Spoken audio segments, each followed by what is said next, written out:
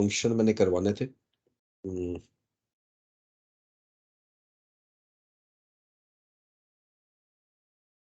जी ठीक है। अ, सबसे पहले तो एक बड़ा इम्पोर्टेंट फंक्शन होता है डाटा बैकअप का ना। जिस वक़्त आप रेगुलर एंट्रीज़ डालते हैं ना, हर दूसरे तीसरे दिन जो है ना वो बैकअप लेना बड़ा ज़रूरी होता है, ठीक है?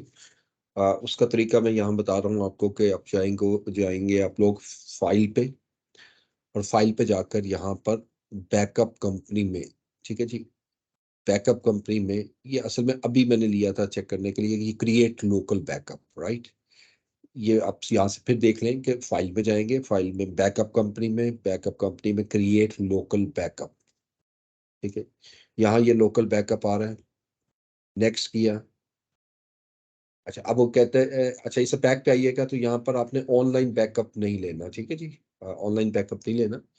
हाँ, उस इसके लिए जैसे लिखा भी है फी में अप्लाई, तो वो फिर वो ये नहीं बात है, वो क्लाउड बेस पे जाएगा और कोई बुक्स जो है वो उसकी फी चार्ज करता है। तो अब लोकल में रहते हैं हम, लोकल में गए तो नेक्स्ट किया, सेव इट नाउ।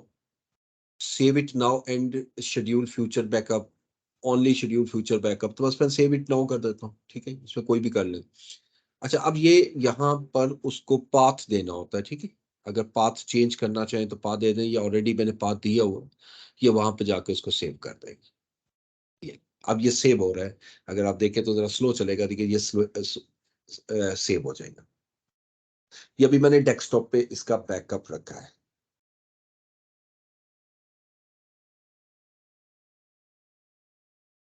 ये ठीक है जी। अब हम अगर कहीं पर किसी को डाटा हमारे पास डैमेज हो जाता है और हम रीस्टोर करना चाहते हैं, ठीक है? बैकअप तो लिया होगा ना, तो आप ये जो बैकअप लेते हैं ना, जहाँ पर एक फ़ोल्डर आप बना लेते हैं, अभी तो मैंने फ़ोल्डर नहीं बनाया, मैंने यहाँ पर इसको डेस्कटॉप पे वैसे ही रखा, आप देख सकते हो। स्क्रीन पे आप लोगों को नज़र आ जाएगा। This is the backup file, desktop पे आ रही होगी। ये वाली, ठीक है जी। एक ये है, और इसमें पूरा देखिएगा, इसमें लिखा आएगा टाइम भी 31 मार्च 3:56 पे ये वाला बैकअप, और ये बैकअप लेटेस्ट है, ठीक है? जो अभी मैंने आपके सामने लिया 4:08, ये टाइम भी शो करता है 31 मार्च को 4:08। तो मैं इस फाइल को ना डिलीट कर देता हूँ, इस फाइल को। तो ये ऑटोमेटिकली ये वाली जो फाइल है बैकअप वाली, इसको मैं रीस्टोर करता हूँ। अब रीस्टोर करने का तरीका यहाँ से देखिए, file, open and restore company, right? यहाँ से हम करेंगे रीस्टोर है backup company, backup copy, next किया। अब वो पूछ रहा है कि किस जगह पर आपने बैकअप रखा हुआ है, लोकल या ऑनलाइन, तो हम कहते हैं जी लोकल है। अब यहाँ पर मौजूद है ना ये बैकअप, ये देखिए, ये हमारे पास सामने आ गया है। या जो फ़ोल्डर आपने जहाँ पर रखा होगा वहाँ जाके इसको डबल क्लिक कर देंगे और इसको नेक्स्ट कर दें। अच्छा, अब यहाँ पर वो कह रहे हैं कि इस नाम से मैं इसको सेव कर दूँ, जमाल सन्स एंटरप्राइजेज़। हमने कहा जी बिल्कुल कर दें।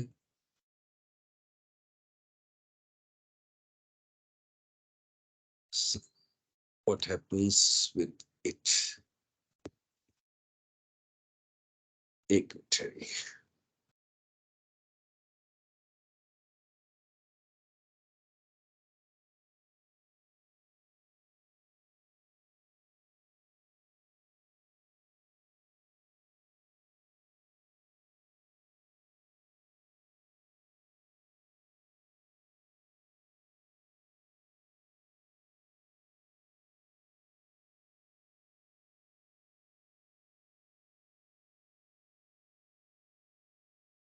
इसको क्लोज़ करके एक दफ़ा फिर आना पड़ेगा।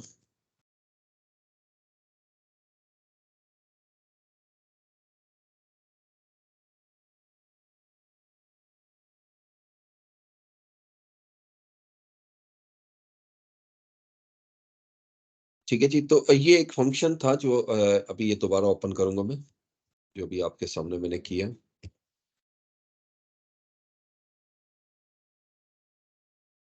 ये क्विक बुक्स ऑन किया।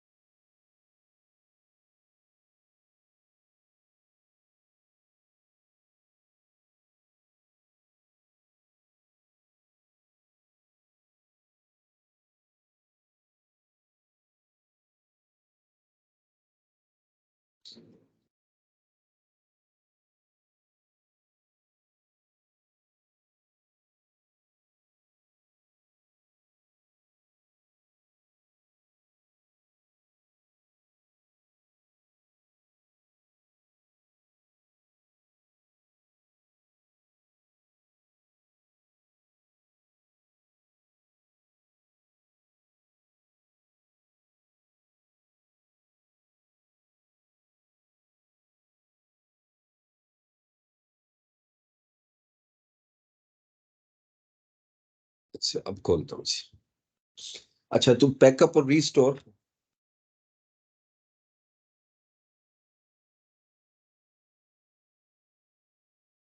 आप इस तरीके से करोगे, ठीक है? यहाँ पे कुछ एरर आई है, I have no idea, let me check, और उसके बाद फिर देखेंगे कि ये ऐसा क्यों आ रहा है, ठीक है?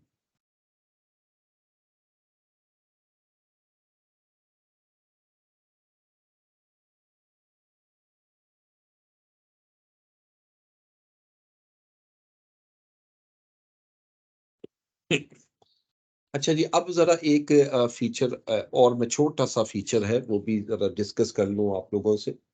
ये बड़ा जबरदस्त फीचर है। यानी आप डेली बेसिस पे जो काम आप करते हो, अगर कोई काम आपका रह जाता है तो आपको आप कहते हो जी मैं कल कर लूंगा, तो आपको ऑटोमेटिकली ये सॉफ्टवेयर आपको हाईलाइट करेगा। ठीक है जी, जो इनकम्प्लीट काम जो आपने किया होता है, ये यहाँ से ऊपर देखिए, बिल्कुल राइट हैंड साइड पे आपको नजर आएगा व्यू रिमाइंडर्स। मैंने इसको क्लिक किया, ये देखिए। अब यहाँ पे ये बता रहा है कि एक बिल ऐसा है जिसको आज आज वो बता रहा है 31 मार्च 2023 है। एक बिल ऐसा है जो 25,000 का, जो अभी हमने पे करना है, अभी हमने पे नहीं किया। ठीक है, और उसने ये भी बता दिया कि 24 मार्च का ड्यू हुआ है, और 25,000 का निशात पेपर बिल्स का, ठीक है। फिर इसको मैं क्लोज करूंगा तो ये दूसरा कहता है इनवाइसिस, दो इनवाइसिस ऐसी हैं जो आपने बना ली है लेकिन अभी प्रिंट नहीं की। ठीक है, अब मेमोज टू प्रिंट, तो इसको प्रिंट करने के लिए हम, अब आज का होता है ना कि आज प्रिंट नहीं ले सके, कल लेंगे, तो जैसे मैं प्रिंट लूंगा तो ये यहाँ से खत्म हो जाएगा। ठीक है, इसी तरीके से परचेज ऑर्डर टू प्रिंट। अच्छा, इसके अलावा अभी तो खैर हमारी ट्रांजैक्शन नहीं है ना, आपको मैं एक चीज और बता दूं यहाँ पर, कि अगर एक कस्टमर से आज आपने पेमेंट लेनी है ना, वो भी रिमाइंडर में शो कर देगा आप। यानी अगर आज ड्यू होगा ना तो वो रिमाइंडर में शो कर देगा। एक एंट्री करके मैं दिखा भी देता हूँ यहाँ पर। लाइक हम बैक डेट पे जाकर हम एक सेल करते हैं, क्रिएट इनवॉइस, एक कस्टमर के नाम, और कस्टमर का नाम है जी जे जे एंटरप्राइजेस प्राइवेट लिमिटेड। और ये इनवॉइस में बनाऊंगा लेट्स से 20th की, ठीक है जी, 20th की।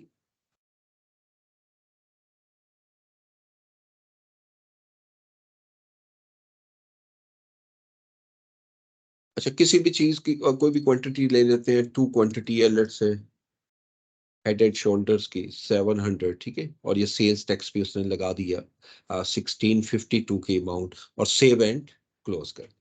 ठीक है।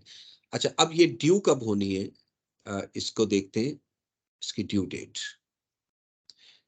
ये कस्टमर हमने जो क्रिएट किया था वहां से देखना पड़ेगा हमें। ये आप कस्टमर में जाएंगे, कस्टमर सेंटर, ये जे जे एंटरप्राइजेस, ये हमारा क्लाइंट है, इसको हमने कंट्रोल क्यू किया, कंट्रोल ई किया, तो ये उसका सारा डाटा ओपन हो जाएगा। इसकी हमने जो इंफॉर्मेशन डाली थी, इसकी कोई इंफॉर्मेशन डाली नहीं थी, ठीक है, ओके। ये 1652 ड्यू हो गया हमारा, राइट। अब जरा यहाँ से इसको रिमाइंडर लीजिएगा, ये देखिएगा आ गया आपका ओवर ड्यू इनवाइसेस। ठीक है, ये बता रहा है कि आपकी एक इनवाइस ऐसी है जो अभी आपने 1652 की, जो अभी आपने रिसीव करनी है। लेकिन इसके लिए बहुत जरूरी चीज ये होती है कि आप अपने जो सिस्टम्स के अंदर जो इंफॉर्मेशन है वो करेक्ट डालें। लाइक इंफॉर्मेशन से मतलब ये है कि इसकी ड्यू डेट अगर आप गलत डालोगे तो वो रिपोर्ट तो नहीं देगा ना, रिपोर्ट तो उसने अपनी मर्जी से उसके मुताबिक देनी है जो आपने उसको कमांड दी हुई है। आप उसको कहते हो जी 20th की इनवाइस और 7 डेज में ड्यू होनी है, ठीक है। तो इसका मतलब है कि अगर 27 डेट उसकी डेडलाइन बनती है, 27 डेट तक वो पेमेंट नहीं आएगी ना, तो 28 को ये ओवर ड्यू शो कर देगा, ये रिमाइंडर दे देगा। तो हम करते क्या है आमतौर पे कि लाइक हम बिजनेस डे स्टार्ट किया, आज हमने अपने जॉब स्टार्ट की, तो मैं पहला काम करूंगा, ऑन करते इसको देखूंगा कि आज क्या क्या चीज मेरी आउटस्टैंडिंग है, ठीक है जी। और इसको करने के बाद फिर then I can manage my work and can start the work here. ये बेसिक इसका थीम होता है यहाँ पे, ठीक है जी। तो ये एक छोटा सा मैंने फीचर ये भी बताया व्यू रिमाइंडर्स का। अच्छा, अब जरा एक और छोटी सी चीज मैं आपके साथ शेयर करता हूं कि अगर कोई भी ट्रांजैक्शन आपने फाइंड करनी है, there are various ways of finding that. बहुत सिंपल, आप सिंपल कंट्रोल एफ कर लो, ठीक है। अब ये एक एक फीचर समझ लें। अच्छा, सम टाइम हमें अमाउंट का पता होता है, सम टाइम कुछ और हमारे पास इंफॉर्मेशन होती है, इनकम्प्लीट होती है, और देखना होता है कि ये ट्रांजैक्शन बुक्स में रिकॉर्ड हुई है या नहीं, ठीक है। अब इसमें ये देखिएगा ट्रांजैक्शन टाइप, अगर आप इनवॉइस सर्च करना चाहते हो, एस्टिमेट करना चाहते हो, sale receipt, credit memo, bill, cheque, यानी जो सा डॉक्यूमेंट आप सर्च करना चाहते हो आप चेक कर लो। लाइक मैं कहता हूँ जी इनवॉइस नंबर मैं करना चाह रहा हूँ, और मुझे नहीं याद ये किस कस्टमर की इनवॉइस है, लेट्स से, ठीक है जी। और मुझे डेट भी याद नहीं है, लेकिन ये मुझे मालूम है कि इनवॉइस नंबर 2 है। तो जितनी इंफॉर्मेशन मैं डालूंगा, तो ये देखिए आपके सामने आपकी ये इनवॉइस आ चुकी है, ये 10 मार्च की जे एंटरप्राइजेस की। इसको मैंने क्लिक किया तो ये इनवॉइस आ गई 21,450 रुपीज की, ठीक है। ये अमाउंट आ रही है। अच्छा, अब नेक्स्ट में आते हैं, ये भी ये कंट्रोल एफ को मैं बात कर रहा था, कंट्रोल एफ। अच्छा, अब आप इनवॉइस देखना चाहते हो किसी स्पेसिफिक कस्टमर की, लाइक कहता हूँ मलिक नवीद, और इनवॉइस नंबर मुझे मालूम नहीं है। तो डेट रेंज अगर याद हो कि जी इस महीने की है, फर्ज करें मैं कहता हूँ जी मार्च के मंथ की है, तो हम यहाँ से क्लिक करते हैं, 1 मार्च से लेकर 31 मार्च तक। आगे मैंने कुछ भी नहीं लिखा और फाइंड कर लिया, ये देखिए 20,624, यानी उसने हमें ये इनवॉइस नंबर भी बता दिया कि 1।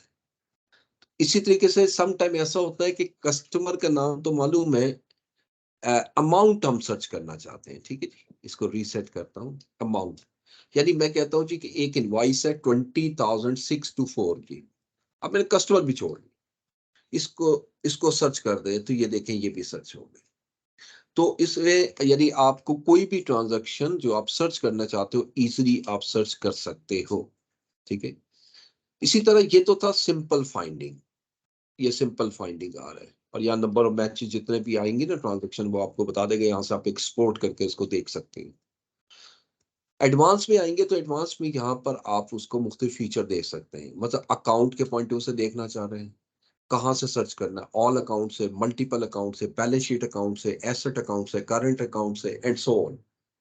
तो यहाँ आप फिल्टर लगा सकते हैं, ठीक है। लाइक मैं कहता हूँ जी ऑल बैंक अकाउंट, ये, ठीक है जी। और include split account detail no, ये सारी बैंक की सारी डिटेल्स दे दी उसने। और यहाँ से हम इसको एक्सपोर्ट कर सकते हैं।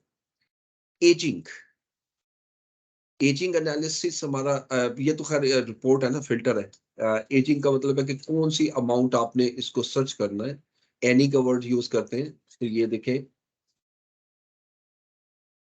यहां से आप किस चीज की एजिंग करना चाह रहे हैं, मैं कहता हूँ जी अकाउंट्स रिसीवेबल की, ठीक है जी। और फाइंड किया, ये अकाउंट रिसीवेबल की हमारे सामने आ गई सारी ट्रांजैक्शन। यानी कंट्रोल एफ ऐसा फंक्शन है जो हम जगह जगह लगाकर इसको चेक कर सकते हैं। इसी तरह अमाउंट सर्च कर सकते हैं, बिलिंग स्टेटस चेक कर सकते हैं कि ये बिल्ड है, अनबिल्ड है, क्लास चेक कर सकते हैं, सो बेशुमार चीजें हैं, ड्यू डेट चेक कर सकते हैं। ये देख, लंबी लाइन होती है, लेकिन हमें सिंपल से काफी हद तक हेल्प मिल जाती है कंट्रोल एफ की। अगर मैंने कोई चीज फाइंड आउट करनी है, तो it is not difficult for me कि मैं इसको फाइंड ना कर सकूं, ये बड़े आराम से मेरा फाइंड हो सकता है। अच्छा जी, अब जरा हमने एक मेन फंक्शन पढ़ना है, बीआरएस, बैंक रिकंसिलिएशन स्टेटमेंट। लेकिन इससे पहले मुझे कुछ बैंक की ट्रांजैक्शंस रिकॉर्ड और करनी पड़ेगी, ठीक है, ताकि मैं 31 मार्च को जाकर मैं उसकी ट्रांजैक्शंस को रिकॉर्ड कर सकूं। अभी हमारे पास जो बैलेंसेस आ रहे हैं, यहां से देखें व्यू बैलेंसेस में, तो मेरे पास हबीब बैंक में बैलेंस ये आ रहा है और कैश का 563 का बैलेंस आ रहा है। तो मैं कहता हूँ जी 200,000 जो है वो मैं कैश में जमा कराता हूँ बैंक में, राइट? ये बैंकिंग में आएंगे, मेक डिपॉजिट्स, और ये सॉरी मेक डिपॉजिट्स में नहीं, अब फंड ट्रांसफर में, राइट? अब ये मैंने लाइक 24th को ट्रांसफर कर रहा हूँ। कहाँ से कर रहा हूँ? कैश इन हैंड से। ओके, कैश का तो बैलेंस नहीं है, 40,000 है सिर्फ। ओके, और बैंक में ये, और मैं कहता हूँ जी कि इसमें से 15,000 हम बैंक में जमा करा रहे हैं, डिपॉजिट कैश इनटू बैंक। ठीक है, अब जैसे मैंने सेव करना है तो ये अमाउंट ऑटोमेटिकली कैश से निकल के ये चेक कर सकते हैं, कैश बैलेंस अब कम हो गया और बहुत ज्यादा हो गया। अब ये अकाउंट्स पेबल, यानी मुझे पेमेंट भी करनी है कुछ, तो अकाउंट्स पेबल की कुछ पेमेंट्स करते हैं, ठीक है? ताकि मैं चाहता हूँ बैंक में कुछ ट्रांजेक्शन्स आ जाएं जिसके थ्रू हम उसको फिर पे कर सकें। अब यहाँ पे बिल्स में आते हैं। यहाँ पर एक बिल आ रहा है निषाद का, निषाद का बिल आ रहा है। यहाँ से सिलेक्ट ऑल बिल, एक ही बिल है, ठीक है? और यह है 25,000 रुपीज का, और इसकी लेट से हम पेमेंट कर रहे हैं 28 को, और थ्रू बैंक कर रहे हैं, और ये हमने पे कर दिया, ठीक है? जो भी उसका नंबर होगा वो यहाँ लिख दिया, ठीक है? मैं कुछ पेमेंट इसलिए कर रहा हूँ, आप देखो पेपर्स का बैलेंस कम हो गया, ताकि हम इसको कुछ रिकॉर्ड कर सकें। अब मैं कुछ पेमेंट करता हूँ, लाइक सैलरीज पे करता हूँ, राइट? बैंकिंग, राइट चेक, और ये हम पे कर रहे हैं जी 31st को, लाइक हम 75,000 पे कर रहे हैं, पेड सैलरीज टू स्टाफ, और यहाँ पर पेरोल, ये पेरोल के नाम से अकाउंट आ रहा होगा, राइट? पेरोल के नाम से, और इसी को, और यहाँ लिखेंगे फॉर मार्च 23, इसी को कॉपी करके मेमो को यहाँ ले आइएगा और सेव एंड क्लोज कर दें, ठीक है?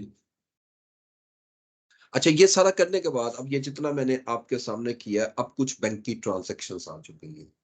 नाउ लेट्स से हमारा इस वक्त बैलेंस आ रहा है, ये सामने आप देख सकते हो। इसको रिकंसिलिएशन का तरीका बताने लगा हूँ। 433,250, ये आपके सामने आ रहा है, ये 233,433,250। असल में जितने ज्यादा ट्रांजेक्शन होती हैं उतना रिकंसिलिएशन करने में ज्यादा ही आपका इंटरेस्ट पैदा होता है। यहाँ तो 4-5 मैंने ट्रांजेक्शन की हैं। अच्छा, अब 31st को ही मेरी बैंक स्टेटमेंट आती है, ठीक है जी? बैंक स्टेटमेंट आती है, और बैंक स्टेटमेंट में जो बैलेंस आ रहा है वो 433,000 है, ठीक है जी? 433,000, लेट्स से मैं अज्यूम कर रहा हूँ कि जो बैंक स्टेटमेंट हमें बैंक बैंक जो हमें बैंक स्टेटमेंट दे रहा है उस पे जो उसने बैलेंस दिया हुआ है वो 433,000 है, और हमारे पास जो बैलेंस आ रहा है 433,250 है। तो जब आप इसको मैनुअली उसको देखते हो अपनी कैश बुक और उसको, तो आपको पता लगता है कि 250 की एक अमाउंट ऐसी है जो बैंक ने हमसे चार्जेस लिए, और हम बैंक ने हमसे चार्जेस लिए। अब देखिए बीआरएस बनाने का तरीका देखिएगा। तो बैंकिंग में आऊंगा और यहाँ पे आता हूँ, और मैं यहाँ पर आकर रिकंसाइल, ये आपके सामने आ रहा है, ठीक है? और रिकंसिलिएशन करने से पहले ये ज़हन में रखिएगा इस वक्त बैलेंस आ रहा है 433,250, और जब मैं रिकंसाइल कर लूंगा तो एग्जैक्टली 433,000 हो जाना चाहिए। तो यहाँ पर आते हैं, अब किस अकाउंट को रिकंसाइल कर रहे हैं उसको क्लिक करें, और आप कह रहे हैं जी मैं रिकंसाइल कर रहा हूँ 31st मार्च को, या 31st मार्च को। अब इसमें बैलेंस एक दफा मुझे देखने दें, क्योंकि मुझे लग रहा है कुछ ट्रांजैक्शन हमने आगे पीछे की। सिर्फ 1 मिनट दीजिएगा।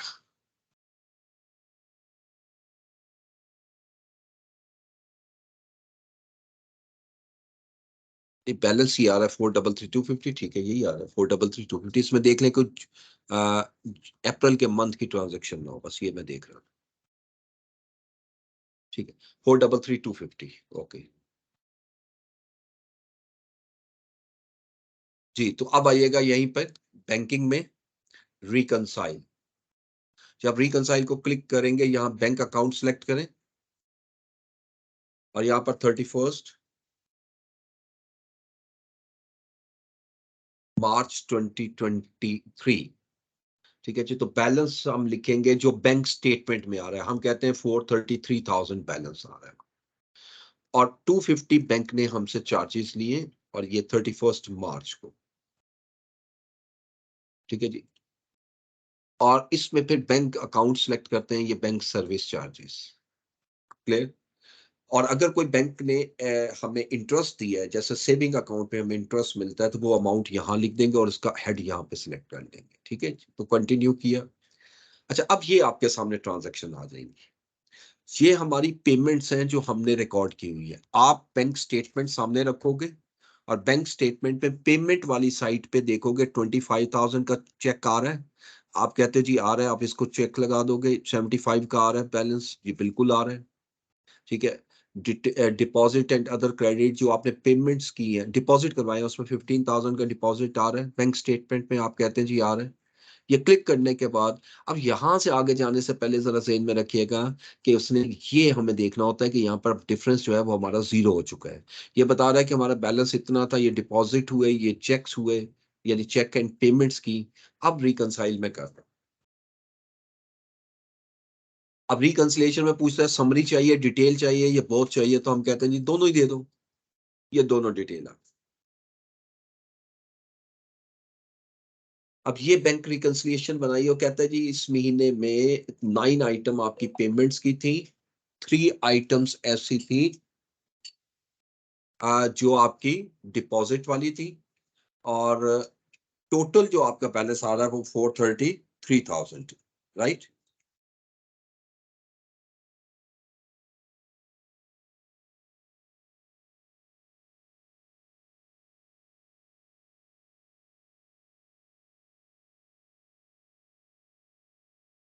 ठीक है जी, 433,000 की जो अमाउंट है वो मेरा क्लोजिंग बैलेंस आ रहा है, और ये बैलेंस अब मेरे बैंक स्टेटमेंट से टैली कर गया। ठीक है ना, क्योंकि मैंने इसको इसके मुताबिक ही टैली करना है।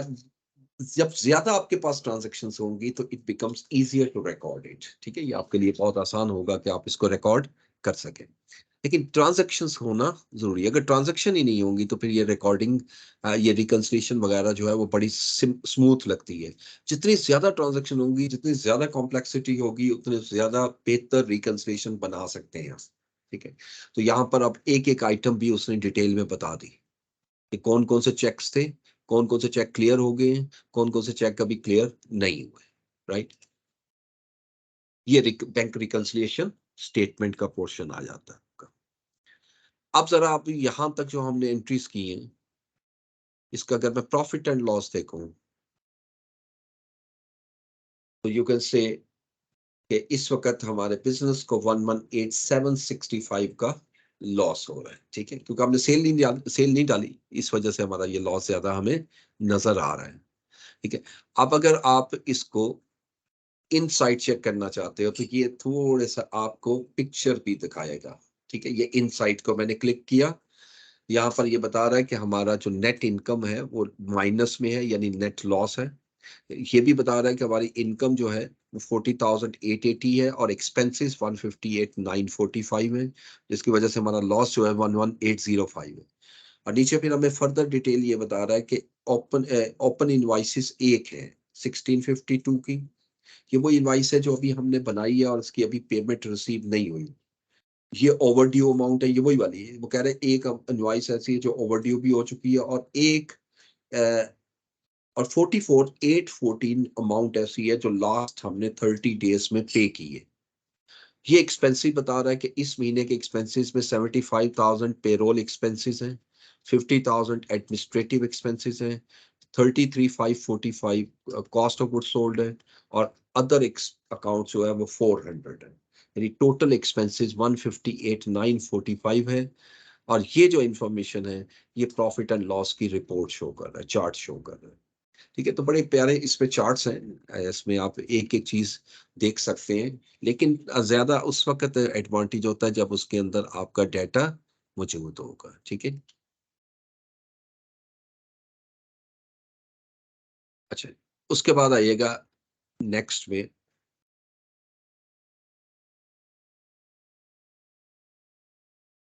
अच्छा, ये भी कुछ चीज़ें होती हैं, ये भी ज़रा यहाँ से देख लें, ये तो ख़ैर अकाउंटेंट रिपोर्ट है, ये तो मैंने आपको बताया था, माई कंपनी की डिटेल आ गई, ठीक है?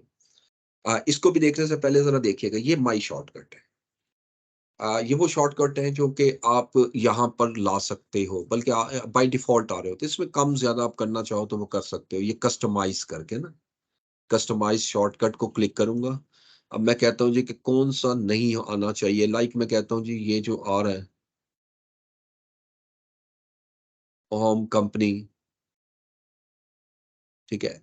इनकम ट्रैकर, ये इनमें से कौन-सा रखना है, कौन-सा नहीं रखना, तो वो आप ख़त्म कर सकते हो, उसमें कोई इश्यू नहीं, ठीक है? वो अपनी रिक्वायरमेंट के मुताबिक आप इसको कर कैलकुलेट कर सकते हैं। एनीहो, जिस वक़्त ये कर लेते हैं तो उसके बाद आप ये इनकम ट्रैकर में आते हैं। इनकम ट्रैकर में हमें ये बता रहा है कि अब तक जो है हमारे कोई एस्टीमेट नहीं है, कोई सेल्स ऑर्डर नहीं है, कोई टाइम एक्सपेंसेस नहीं है। 1652 की एक इनवॉइस है जो कि अभी पे नहीं हुई, और टोटल जो आपने 4 इनवॉइसेस हैं उसका आपने सेल किया है, जिसकी पेमेंट आपको रिसीव होगी 44,814, और नीचे उसकी सारी डिटेल दे रहा है ये 5 इनवॉइसेस की, ठीक है? इवन इसके अंदर फ़िल्टर्स हैं। फ़िल्टर्स में आप देख सकते हो कि जाए लाइक मुझे सिर्फ़ कैश सेल देखनी है, वो सिर्फ़ कैश सेल देख लें। यानी हमारी जो कैश सेल है वो सिर्फ 2 है, 3304 और 80।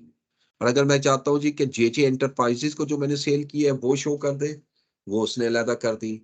मैं उससे कहता हूँ मलिक नवीद को जो आपने सेल की है वो सेपरेट कर दे, ये उसने सेपरेट कर दी। यानी एक-एक ट्रांज़ैक्शन जो है वो यहाँ पर सेपरेट हो जाती है, ठीक है?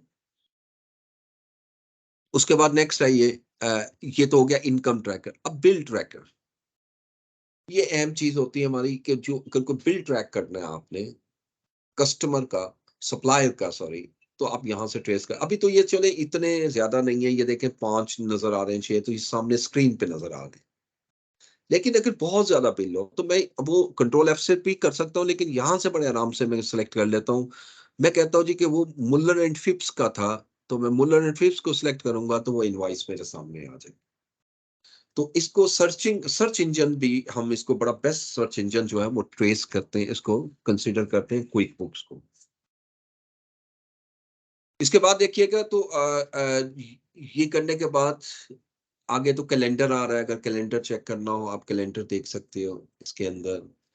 स्नैपशॉट्स हैं कुछ आपकी, नाउ लुक एट, ये स्नैपशॉट्स हैं ये कंपनी की इनकम एक्सपेंसेस की ईयर वाइज, ठीक है? ये बेशुमार चार्ट्स हैं, आगे पीछे करते जाएं। ये दिस वन, ये एक्सपेंस ब्रेक डाउन किया हुआ है। अच्छा, इसके बाद पेमेंट्स को देखना चाहें तो ये पेमेंट्स को शो कर देगा, दिस वन। कस्टमर्स को शो करना चाहिए, कस्टमर को शो कर देगा। ईच एंड एवरीथिंग, यानी whatever you want to check, आप यहाँ से कर सकते हो। ये स्नैपशॉट्स आती हैं। स्नैपशॉट के बाद फिर हमारा कस्टमर्स, ठीक है जी? कस्टमर से मैं क्लिक करूँगा तो ये कस्टमर की सारी इन्फॉर्मेशन हमारे सामने आ जाएगी, ठीक है जी? जैसे हमने 2 कस्टमर बनाए हुए हैं, जेजे एंटरप्राइजेज़ और मलिक नवीद, और कैश सेल अभी हमारे पास नहीं है। वेंडर्स हैं, वेंडर्स की डिटेल आ जाएगी आपके पास।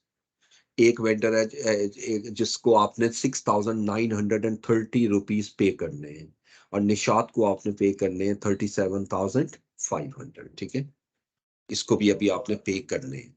ये अभी पूरा पे नहीं हुआ। अच्छा, उसके बाद नेक्स्ट अ, एम्प्लॉइज़ का जो है ना, आप एम्प्लॉइज़ क्रिएट कर सकते हो। जैसे मैंने एक एम्प्लॉयी क्रिएट किया, एक और करके दिखा देता हूँ। कंट्रोल एन किया, लाइक हमारा एक एम्प्लॉयी है मिस्टर रशीद वाले, ठीक है जी? अब ये प्रिंट ऑन चेक एज़ के उसका चेक जो बनेगा उस पे ये नाम प्रिंट होगा, राइट? सोशल सिक्योरिटी नंबर अगर कोई है तो आप दे देंगे। जेंडर आप बता देंगे, मेल फीमेल जो भी है। Date of birth, yes date of birth. अच्छा, आप डेट ऑफ बर्थ इसमें लिखने का तरीका, क्योंकि ये अदरवाइज ये आप क्या करते हो कि यहाँ पर बैक जा जाके लिखोगे, तो इसका सिंपल जो भी डेट है ना, लाइक हम कहते हैं जिसकी डेट ऑफ बर्थ 31 मार्च 1995 है, ये खुद ही कर देंगे, यदि आपने जस्ट टाइप करना है, वहां से भी क्लिक करने की जरूरत नहीं है। मैरिटल स्टेटस हम कहते हैं जी को सिंगल है, यूएस सिटीजन है, हम कहते हैं नो। अच्छा, इसकी हमें जरूरत नहीं है, एथनिक से। अच्छा, इसको भी डिसेबिलिटी हम कहते हैं no. I I form, I-9 form, ये पाकिस्तान में तो यूज नहीं होता, नो, एंड सो ऑन। इस तरह हमारा एक एम्प्लॉय जो है वो क्रिएट हो जाता है, ठीक है। और इसमें फर्दर डिटेल भी आप ऐड कर सकते हो, जैसे ये देखें, ये एड्रेस, ठीक है। अब मैं कहता हूँ ये house number 3, street number 15, Siddiqui street, Rawalpindi,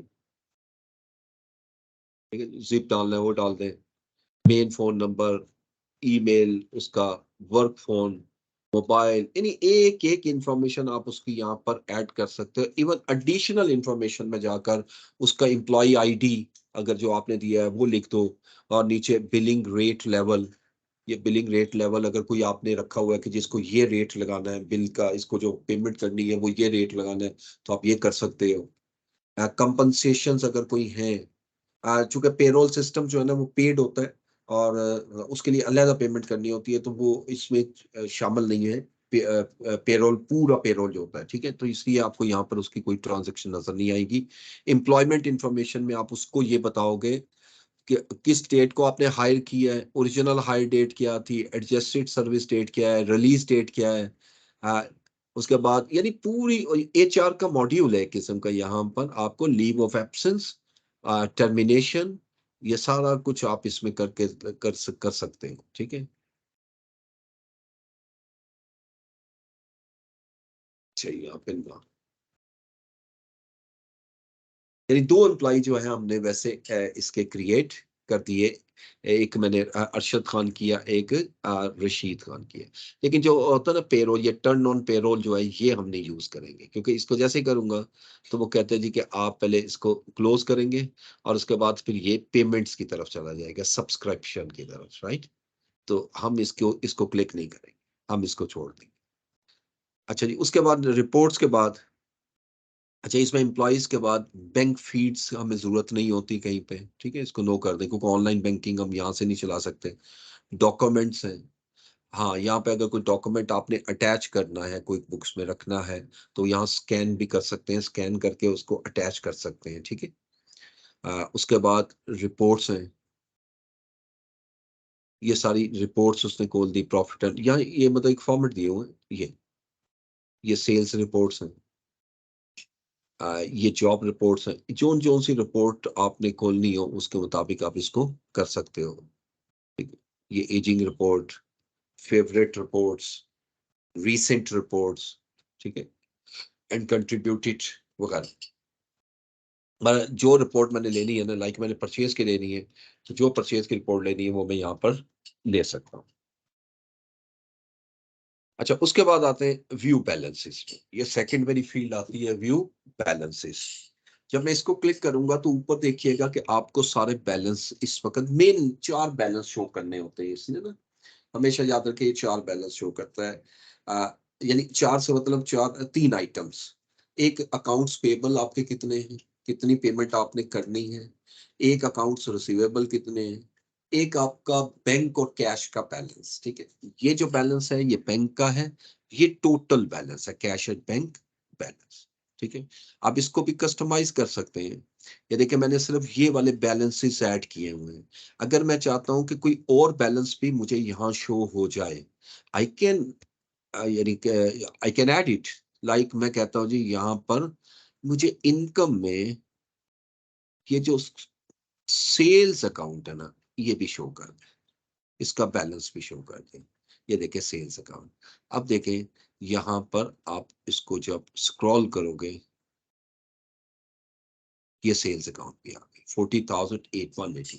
तो जोन जोन से आप चाहते हैं कि आपको डिस्प्ले पे नजर आते रहे ये सारे के सारे बैलेंसेस, तो आप इसको इजीली यहाँ पर कस्टमाइज करके इसको प्लस माइनस कर सकते हैं। ठीक है जी। आप इवन कम भी कर सकते हैं। अब मैं कहता हूँ जी ये सेल को रिमूव कर दो यहाँ से, अब ये दोबारा रिमूव हो जाएगा। ठीक है जी। अब ओके करूंगा तो सेल यहाँ से रिमूव हो, अब वो यहाँ नजर नहीं आएगा। इसी तरह रन फेवरेट रिपोर्ट, हाँ अब रन फेवरेट रिपोर्ट, ये तो लास्ट टाइम भी मैंने आप लोगों को बताया था कि यहाँ पर आपने क्या करना है, जो रिपोर्ट आपने बहुत फ्रीक्वेंटली यूज करनी है ना, वो इसको यहाँ ले आए। अब जैसे प्रॉफिट एंड लॉस देखिए, जैसे मैंने क्लिक किया, क्लिक पे ये रिपोर्ट है, हो जाए ये कि इंस्टेड कि मैं यहाँ जाऊं रिपोर्ट्स में, कंपनी फाइनेंशियल में, यहाँ से प्रॉफिट एंड लॉस लूं, ये देखिए हर वो रिपोर्ट जो आप देखते हो, आप ये थिंक करते हो कि मुझे फ्रीक्वेंटली चाहिए और बार बार इसको चेक करना पड़ेगा, तो उसके लिए बेहतर हल होता है कि आप उसको कस्टमाइज कर दो, यानी इसको यहाँ पर फेवरेट रिपोर्ट्स में ऐड कर दो। अब ये इनकम बाय कस्टमर समरी आ रही है, यानी किस किस कस्टमर को हमने कितनी सेल की है, इनकम एक्सपेंसेस चार्ट आ रहा है। मैं इसको खत्म कर सकता हूँ कस्टमाइज में जाकर कि जी मुझे ये नहीं चाहिए, ये चाहिए। अब देखिए इसको मैं खत्म करता हूँ, इनकम एक्सपेंस ग्राफ को, तो मैंने यहाँ से जाकर इसको रिमूव कर दिया और ओके कर दिया। अब ये चार्ट जो है ना यहाँ से खत्म हो गया। ठीक है। अब बैलेंस शीट आ रही है, बैलेंस शीट तो खैर हमें बहुत फ्रीक्वेंटली चाहिए होती है। ठीक है। एक रिपोर्ट हमारी और चाहिए होती है, ट्रायल बैलेंस, वो यहाँ नहीं आ रही, चले उसको ऐड कैसे किया जाता है वो भी देख लेते हैं, और साथ में हम उसको अंडरस्टैंड भी कर लेते हैं। ठीक है। अच्छा ये तो आ गई आपका स्टेटमेंट ऑफ फाइनेंशियल पोजीशन। अब मैं कस्टमाइज रिपोर्ट में जाता हूँ। अब ये जो है ना आपको पता होना चाहिए कि कहाँ मौजूद होती है। ठीक है। ये होगी आपकी अकाउंटेंट में, ये सारी चीजें प्रैक्टिस से आती है। अकाउंटेंट में ये आपको ट्रायल बैलेंस नजर आ रहा है, ये ट्रायल बैलेंस जो मैंने क्लिक लगाया इसको ऐड कर, अब ये ट्रायल बैलेंस वहां पर आ चुका है, ये ओके किया। जैसे मैंने ओके किया तो ये ट्रायल बैलेंस यहाँ पर लिखा नजर आ गया। अब यहां से को क्लिक करूंगा तो ये ट्रायल बैलेंस ओपन हो रहा है, ये लास्ट मंथ का हो रहा है। मैं इसको लास्ट मंथ टू डेट कर देता हूँ।